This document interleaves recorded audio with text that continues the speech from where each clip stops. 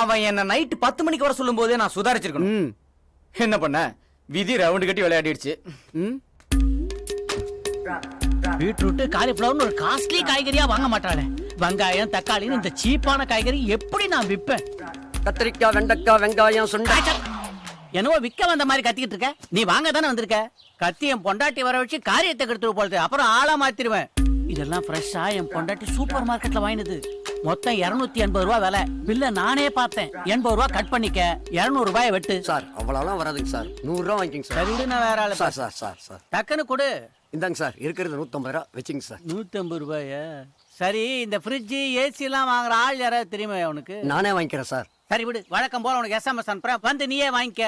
Sir என் email ID தரேன். ஏய் போடா, விட்டா ஸ்கைப்ல வருவானுங்க போல. கொஞ்சம் ஸ்ட்ரிக்ட்டா பேரம் பேசிருக்கணுமா? அப்பா, சொந்த வீட்லயே காய்கறி திருடி விக்கிறீங்களே, உங்களுக்கு வெக்கமா இல்ல? இல்ல, என்னைக்கு உங்க அம்மாவை கல்யாணம் பண்ணணும் அன்னைக்கே வெக்கம், மானம், ரோஷம், சூடு, சொரணை எல்லாத்துக்கும் VRS கொடுத்துட்டேன். உங்களை என் அப்பான்னு சொல்றதுக்கு எனக்கு